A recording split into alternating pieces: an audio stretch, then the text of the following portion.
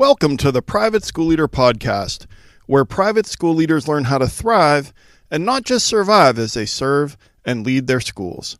I strongly believe that it is possible to have a long and happy and fulfilling career as a private school leader. And my passion is to help you figure out exactly how to do just that, right here on the Private School Leader Podcast. And I'm your host, Mark Minkus. So I want to ask if this has ever happened to you. I'm going to give you a couple of scenarios and just see if this has ever happened to you as a private school leader. You don't want to go to the basketball game because that parent is probably going to come over and sit down next to you and start talking about a problem right there on the bleachers. All right, that's scenario one. Scenario two, you're at the grocery store, but your head is on a swivel up and down each aisle because there are parents, obviously, in the community where you live that also attend the school, and you're just trying to get your grocery list completed and not get into a conversation or have to solve another problem for another person. Or scenario three, you're in your office and you pause before you walk out of your office because you know that when you go out and about in the school that everyone's going to need you and people are going to give you a bunch of problems to solve. So if any of those three scenarios, or most likely all three of those scenarios, have ever happened to you, just want to say that that's very, very normal for us to feel that way as we lead at our schools. We have a bias towards action. We have a bias towards solving problems quickly and efficiently. But I want to impress on you today that you don't have to solve every problem. And on today's episode of the Private School Leader Podcast, we are going to discuss the 4 types of problems that you don't have to solve. So before we get into today's topic, I'm really excited to share with you a brand new resource. And I want to give this to you as a free gift to say thank you for listening to the podcast. And it's called The 7 Secrets to Improving Teacher Morale. And as private school leaders, we're always looking for ways to improve teacher morale at our schools, but it's hard to know where to start. Well, now you have a step-by-step plan, and you can grab it at theprivateschoolleader.com/morale.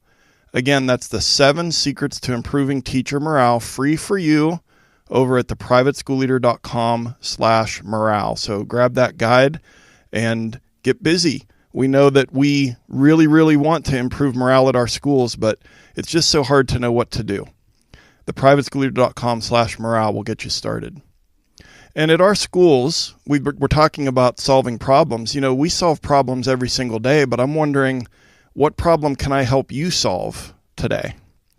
Are you overwhelmed? Are you constantly having school invade your home life? Are your days ruled by the tyranny of the urgent? Is your problem that you have relentless parents or a troublesome, problematic, difficult board? Maybe your problem is you're not sure how to take your leadership and your career to the next level, or maybe you're dealing with imposter syndrome, or maybe you're dealing with feeling guilty that your family gets what's left of you at the end of the day. Well, I can help you solve those problems. I can help you solve your problem. And I wanted to let you know that right now I do have one coaching spot open, and I'd love to work with you one-on-one. I'd love to hear more about helping you solve your biggest problem. And you can just head over to theprivateschoolleader.com/coaching to learn more, theprivateschoolleader.com/coaching. And I'd love to hear more about your biggest problem right now. So today we're talking about the 4 types of problems that you don't have to solve. So let me give you these 4, and they're going to sound a little weird, but I will explain each of them. I'll describe the problem. I'll tell you why it's problematic for you to solve this particular problem. And then I'll give you a couple strategies so that you can not solve these specific problems. So let's go. The 4 types of problems that you don't have to solve. Number 1, proximity problems. Number 2, crying baby problems. Number 3, guardrail problems. And number 4, PM problems. Okay, I know those sound weird, but I'll make sure that you understand and they all make sense to you as we go through each one. Okay, number 1 is proximity problems. Okay, so this can be divided into 2 categories, and one is when teachers give you a proximity problem, or when a parent gives you a proximity problem. Okay, you know that the word proximity means to be close to something. And a proximity problem is that when you're walking down the hall and a teacher sees you and they're like, oh, hey, while you're here, and then they tell you some problem. Now, they never would have sent you an email. They never would have buzzed you or texted you or, made an appointment to meet with you to talk to you about this problem or to give you this problem.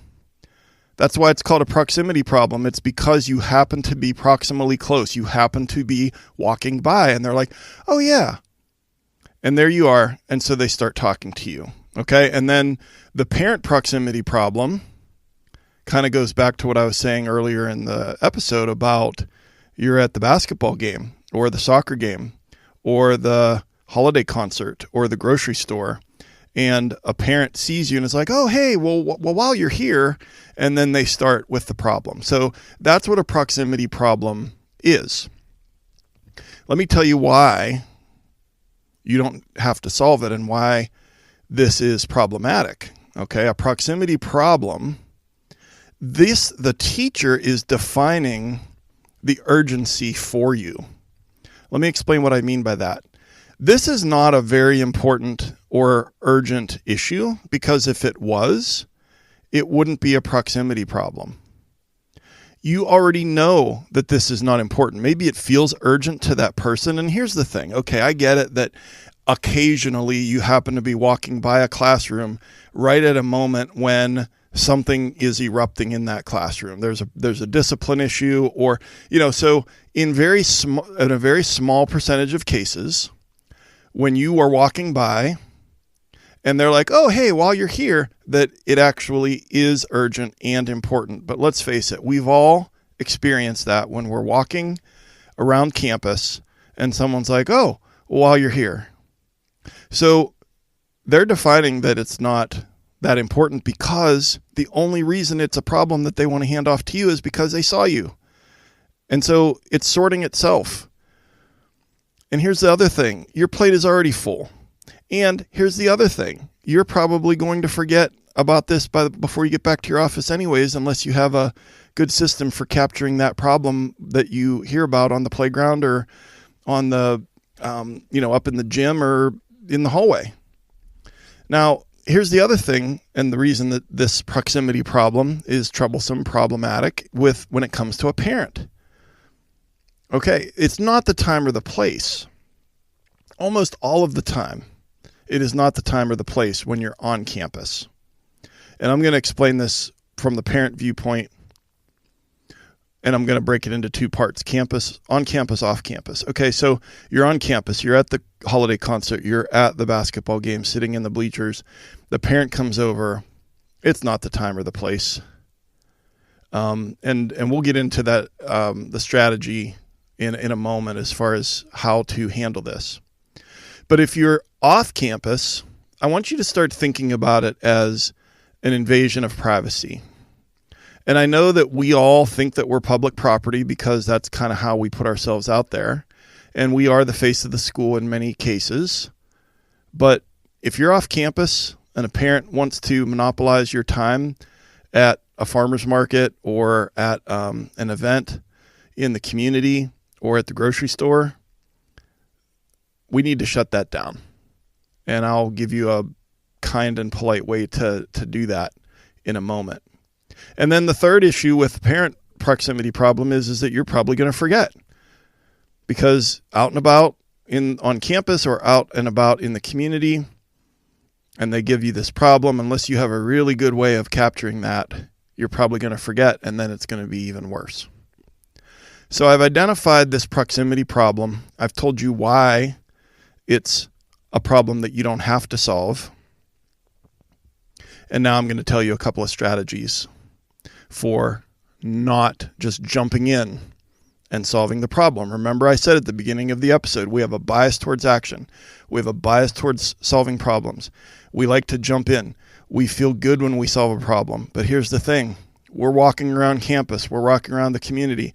And everybody is just like, oh, well, while you're here. And then they're just coming out at us with the problem after problem after problem. And if we own all of those, we're never going to get to our own work. Your plate is already full. So what are the strategies? Okay.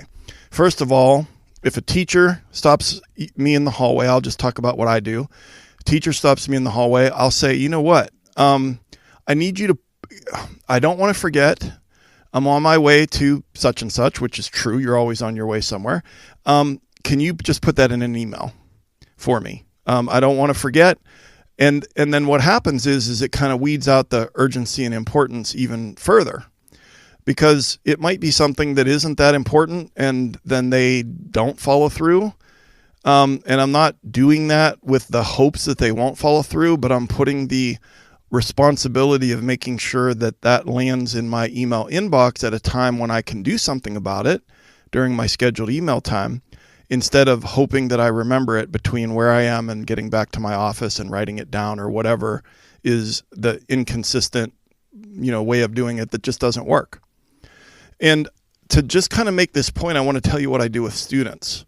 So at my school, and this is probably true with you too, especially with, kids that are tweens and teens, they walk up and they say, Mr. Minkus, we should start a kickball league, or Mr. Minkus, we should, fill in the blank. And so what I do and what I've done for years, and it's kind of become a thing that, they already know what I'm going to say. When I say it, I say, start a Google Doc.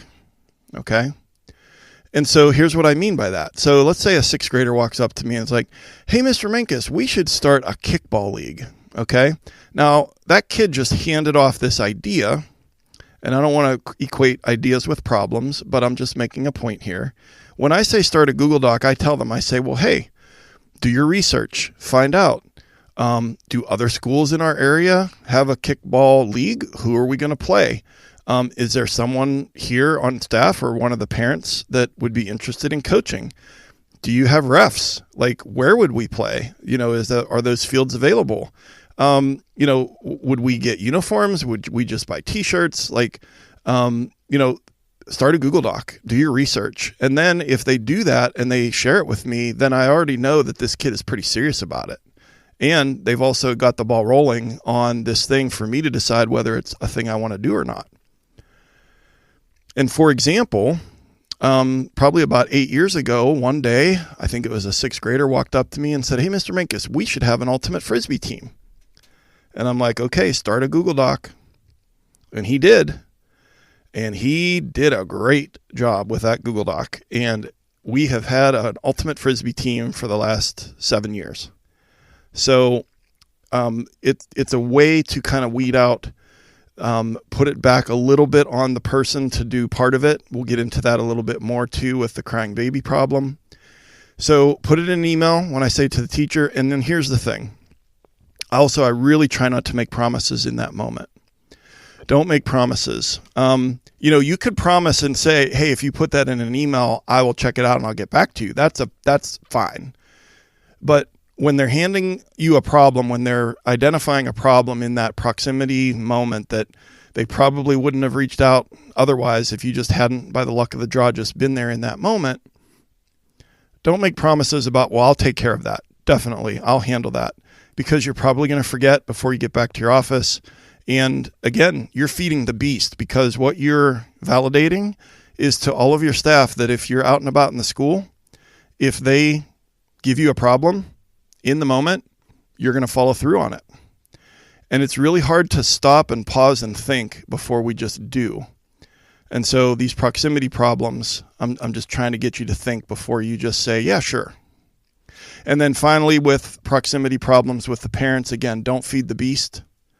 When they come over and they sit down, I think it's rare when you should talk about it then. At the concert, at the basketball game, on the soccer field, at the parent association event. Maybe it's a very timely thing. Maybe you can step away and get some privacy and talk about it then if it's really important and urgent. But here's what I do. I say, you know what? I really want to give this issue the focused attention that it deserves.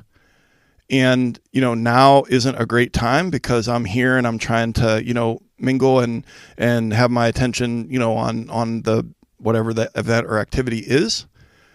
I really want to give this issue the focused attention that it deserves.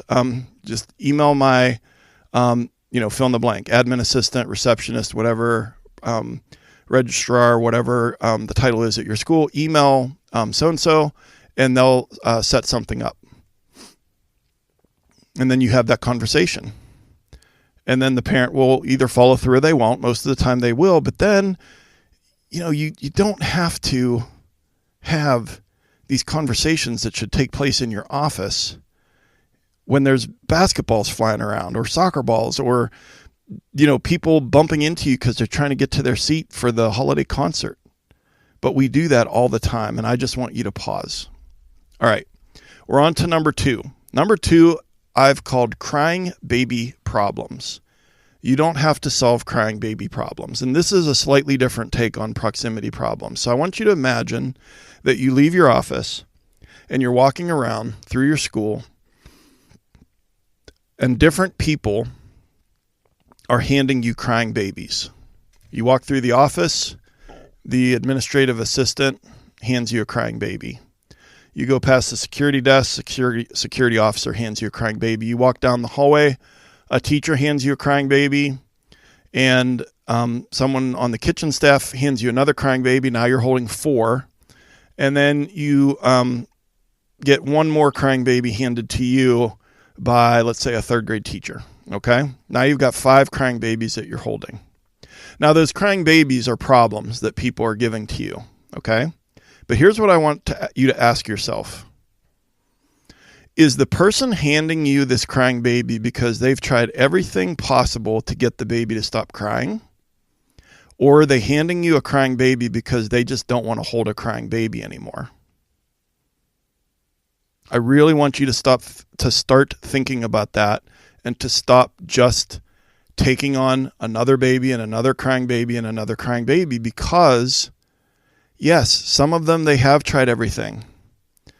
But I think that we have become so good at solving problems that in some cases we're feeding the beast and that we are enabling our team to hand us crying babies instead of empowering them to do a little bit better job figuring out how to get that baby to stop crying themselves.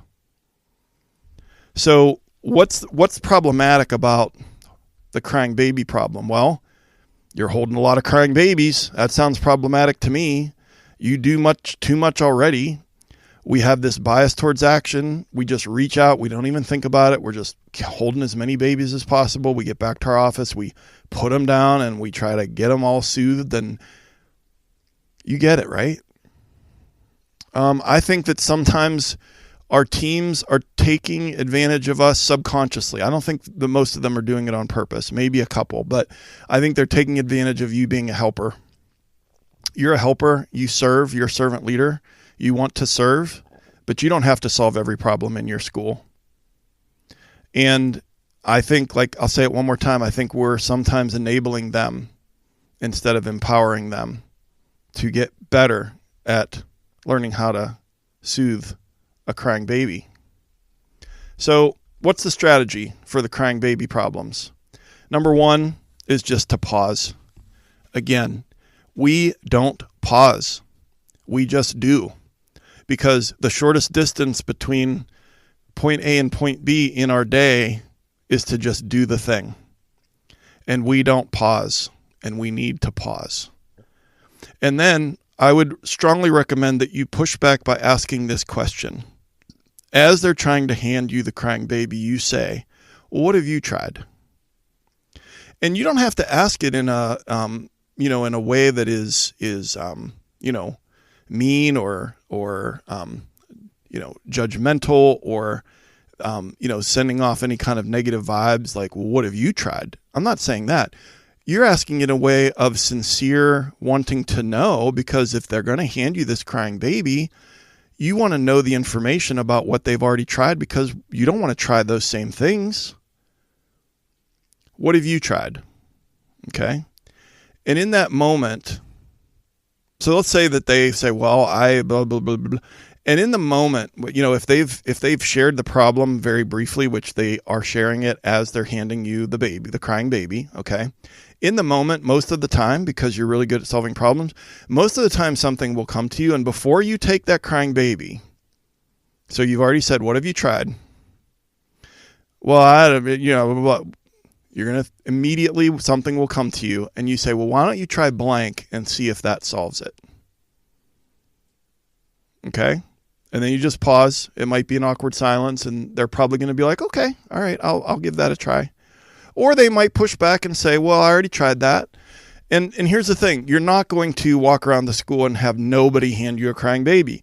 But what if you walked around the campus, popped into classrooms, and get back to your office and you only had 2 crying babies in your arms instead of 11?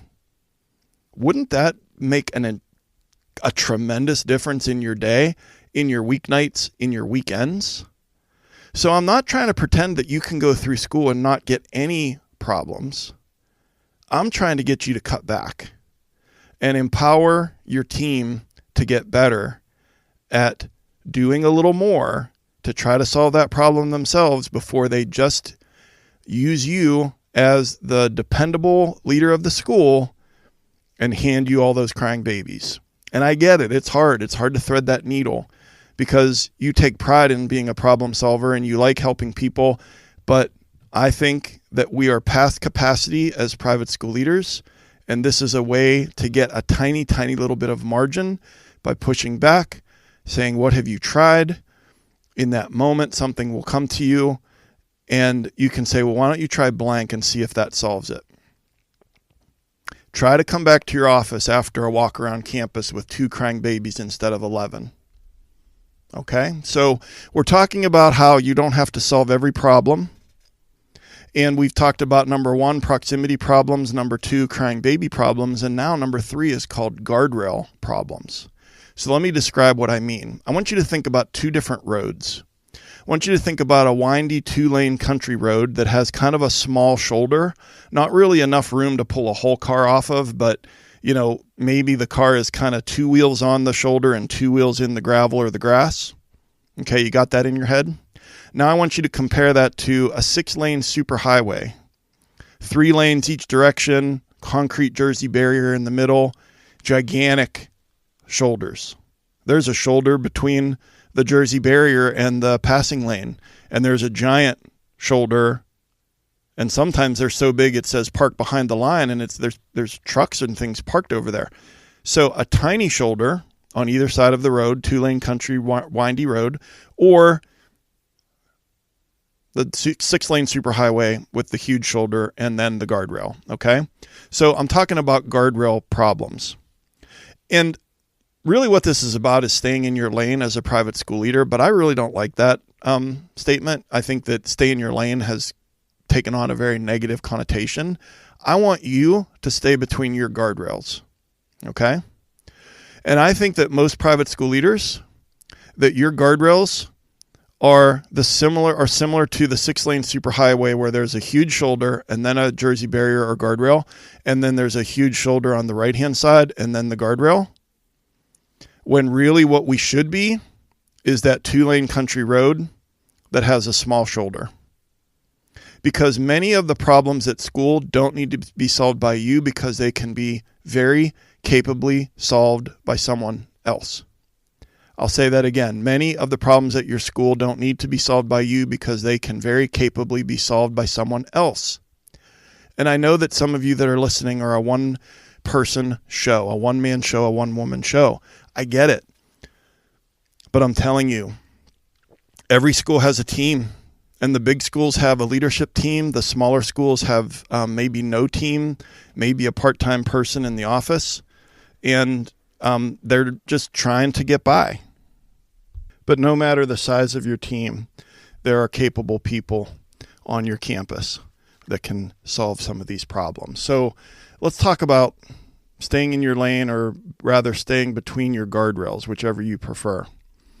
Why does that happen sometimes? Well, I think it comes from looking too closely at other people's responsibilities, and that can lead to micromanaging. And sometimes we micromanage more when we're stressed, and because it's familiar. And so let me give you an example that I've given before on the podcast. So let's say that there's a guy that is in charge of the produce department at the grocery store. He's done that for 7 years, a really great job.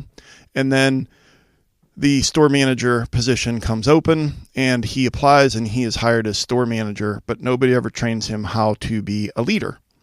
And so this is uncomfortable because he did a great job in the produce department, but now he's got everything. He's got frozen foods and he's got the bakery and the meat department and, everything. Well, when this guy is stressed out and when he is feeling kind of like, I'm not really sure what I'm doing, who's he going to micromanage? He's not micromanaging the butcher. He's not micromanaging in the bakery or the deli. He's micromanaging the people in the produce department and making them nuts. Well, most school leaders came up through as teachers. And sometimes when we get stressed out and because of a comfort level and because of imposter syndrome, sometimes we micromanage the way that our teachers are teaching. So again, staying within the guardrails. Let's not go looking for problems that aren't there. Looking too closely, micromanaging.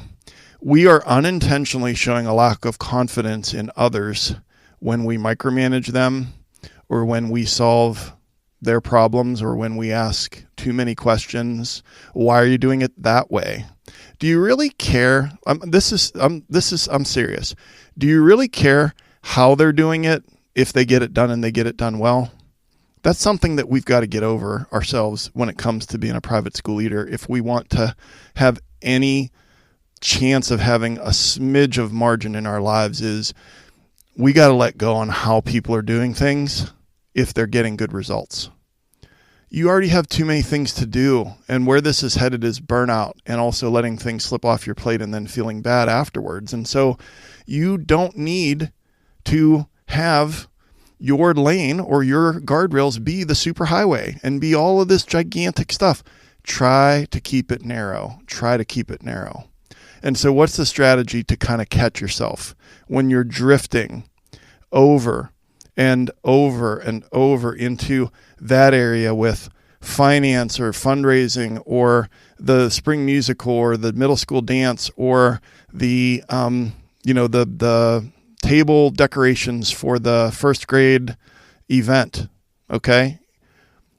I know, again, small schools, you're going to be involved with a lot more, but you just need to take what I'm saying and apply it, prorate it, so to speak, to the size of your school and just ask yourself, is there area for improvement here? The first strategy, again, just pause and then ask yourself, is this problem within my guardrails? So when you're starting to get involved with a problem, just pause and ask yourself in your head, is this problem within my guardrails? Yes or no? If the answer is yes, go for it. If the answer is no, don't go for it. Don't look too closely. You don't need to know every detail of every single situation. And I think that's true even with smaller schools. But you have people who are doing a good job.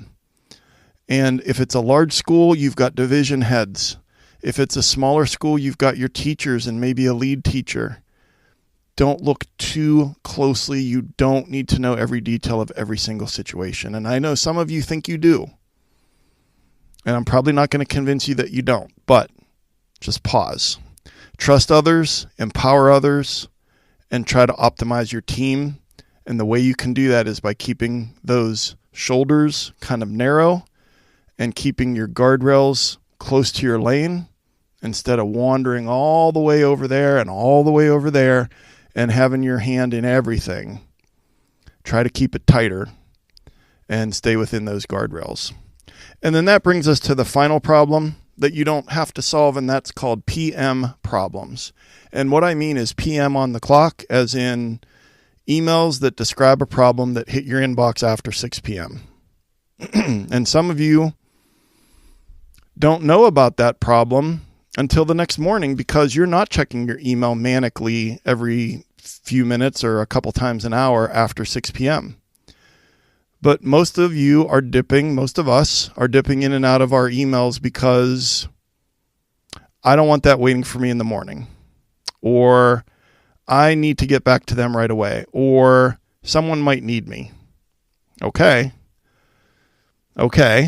I hear that, but let me push back on that.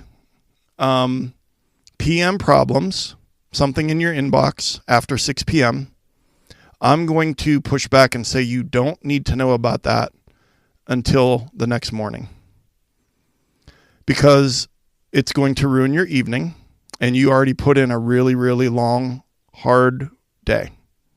It's going to ruin your evening, okay? It is going to negatively impact your stress level. It is going to negatively impact your relationships at home and how present you are with the people that you share a home with. And I'm going to link in the show notes at theprivateschoolleader.com/episode 105, the show notes. I'm going to link episode 75, and it's called Stop Inviting Parents into Your Home After 7 p.m. And I ask you to imagine, you're on the couch watching Netflix with your spouse, partner, daughter, whoever, just watching a show.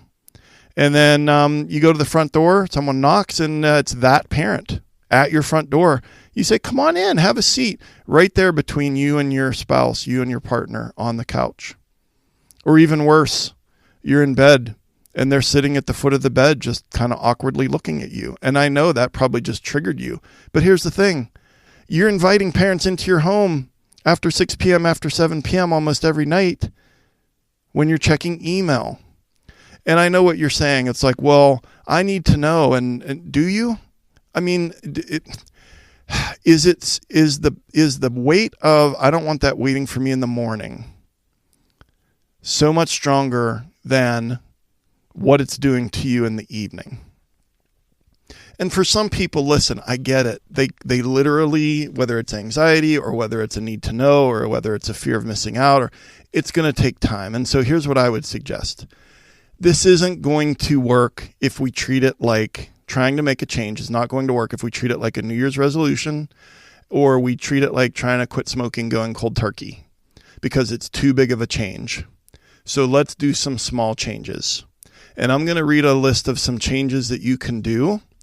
And then maybe you could just do one of them, or try it one night a week. Just try it once. Try it on a Tuesday night and see what it feels like to be present at home. And then it's kind of crappy in the morning to have that waiting for you, but at least you're showered and in your work clothes and in your principal mode at school. Try it.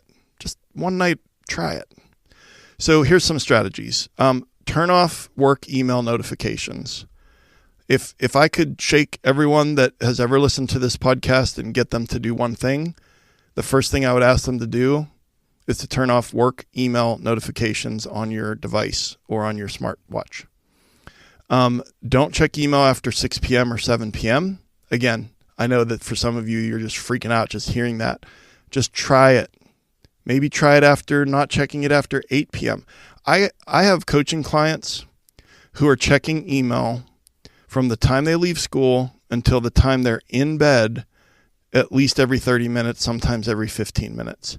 And they're seeing all of those emails with the capital letters and the exclamation points. And I'm telling you, it's ruining their evenings.